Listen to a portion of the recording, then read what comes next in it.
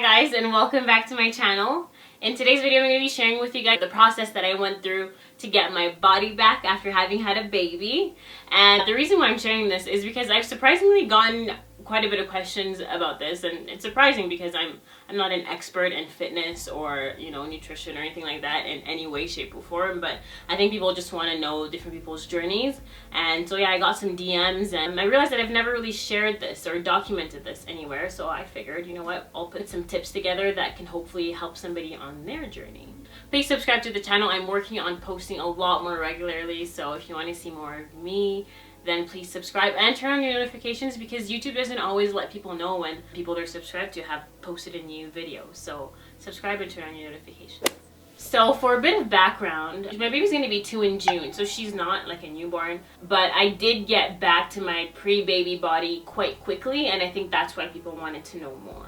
When I got pregnant, I weighed about 131 pounds, and at this point I was probably smaller than I would have wanted to be, like smaller than my norm. I had literally just gotten married, and so I think the stresses from like wedding planning and all of that stuff had caused me to be a little bit underweight. But I think it's important to share where I started off from, because we all start off from different places, and I've always been like a small person. I've always been a slim built, I have a slim built body, and so that's where I started off. By the time I had my daughter, I had gained 25 pounds. She came at 34 weeks and 3 days, and culturally, women in my culture are advised to wrap their bellies after they've had a baby, but I was in way too much physical pain. I was not gonna let anybody come in and wrap my belly, so that's not something that I did. So my first tip would be to actually wait out the 6 weeks that you're told to wait before you start exercising. I think it's really, really important to give your body the time that it needs to rest and to heal, because it has just gone through so much. And for me, this was a little bit tough because I had been on bed rest while I was pregnant. So after I had her, and after a few weeks, even before the 6-week checkup had come around, a part of me just wanted to go to the gym already, even just to do something small, like hit the treadmill or something, just because I had just gone through this whole pregnancy unable to do a lot of things. But that was a decision that I made. I was like, you know what, I don't want to cause myself to have permanent damage, which is what you can do if you go back to working out before the time. Wait out the 6 weeks, use it to rest, like don't put too much pressure on yourself, and just wait that out and enjoy your baby. And then once you've been cleared to do that, then you can start. So naturally, my next tip is that when you do start off slow. I would say start off slow, but be consistent. And so that's what I did. Before, when I used to exercise, I was big on lifting heavy weights and stuff like that, because I was trying to build, big muscles in my lower body.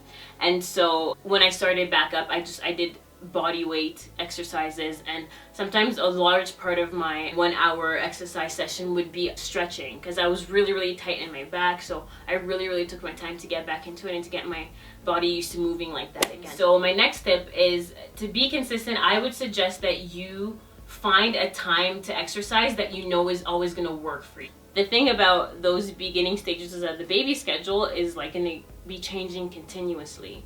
And so with keeping that in mind, it's important to find a time that you're going to set aside to exercise that's not going to be subject to your baby's changing schedule. And that's exactly what I did. I used to wake up for a good 6-7 months. I woke up at 5 a.m. every day to go to the gym, and my building has a gym in it, and so obviously that made it a lot easier for me to do that. And the reason why 5 a.m. worked for me is because my daughter was still sleeping, and so was my husband, so I didn't disrupt anybody's day. I didn't disrupt our day together. By the time I came back from the gym, because I just worked out for an hour, she was usually still sleeping, and then my husband could get up and get ready for work and stuff like that. It eliminates the excuses that you could come up with not to exercise, whether you're going out to the gym or you're just doing some at-home exercises. So my next tip is really simple, but it's just to drink a lot of water. It kind of goes hand in hand with exercising, because I find that when I start exercising again, I tend to just drink more water anyways. But drink more water, because that was like so major for me. I was obviously, because I was breastfeeding too, so it was good for that, but also for just getting my body back into shape. Drinking more water for my metabolism, and also when I was pregnant, I had a really big appetite. What drinking more water did for me is that it kind of brought me back into how I normally ate before, because sometimes I felt like I was hungry, but I wasn't really. I was just thirsty. So my next tip would be to breastfeed. While you're breastfeeding, you burn 500 calories a day. So already just by doing that, you're well on your way to getting your body back. I probably would have continued breastfeeding until now if I had the supply, but I carried on as long as I could. So I would totally suggest breastfeeding, not just for yourself, but of course because it's really good for the baby too. So breastfeed if you can. So something else that I did during this time is that I actually went on the vegan diet. I did the 30-day vegan diet twice. And the things that I normally implemented is that I would have a green smoothie in the morning. At lunchtime, I usually had like a one of those, I think they're called Buddha bowls, and I would have like, you know, sweet potato and kale and avocado and quinoa. And then for dinner, I usually did some sort of like pasta. There's this vegan Alfredo pasta that I did that I loved, and I would have like mushrooms with it and stuff. And so I really enjoyed being vegan. I stopped because my husband didn't go vegan, and so trying to make separate meals for myself and for him just got really tiring after a while, and so I just kind of went back to eating meat. But something else too is that I actually had so much energy while I was vegan. So I would definitely say, if you haven't tried it and if you've been curious about it, I would say try it out. Try it out and you might actually enjoy it more than you think.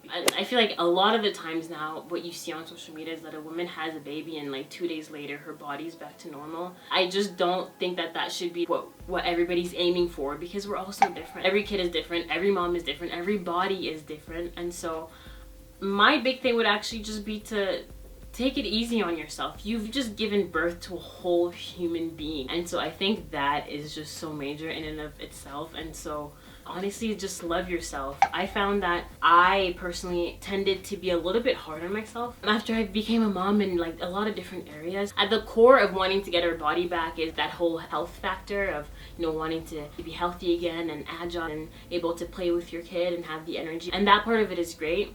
So because that's what's at the core of it, what's actually even more important is your mental health and your stability. As long as you're doing something to get yourself back, even if it has to take a year or two or whatever, that would be my big thing, is just to be kind to yourself and to just love yourself during this journey, and you'll get back there eventually. So that's it, guys. If you enjoyed this video, please be sure to give it a thumbs up. And if you'd like to see more from me, please subscribe and turn on your notifications. Yeah, and let me know in the comments. I'd love to know a little bit about your postpartum journey, because I genuinely love hearing those stories now. And so yeah, let me know, guys, and thank you so much.